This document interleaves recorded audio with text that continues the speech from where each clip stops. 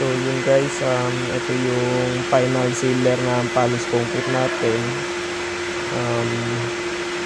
Nilalagay lang yung bala, yung parang final sealer na bala dito sa machine natin, yung high-tech grinding generation 2.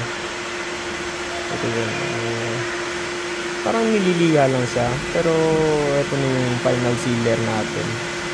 Madaming pinagdaanan tong polish concrete natin,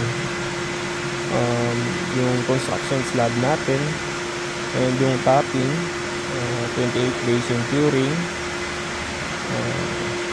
yung repair, and yung pagdaday itong floor natin, and also ito na yung final stage na polish concrete natin, yung final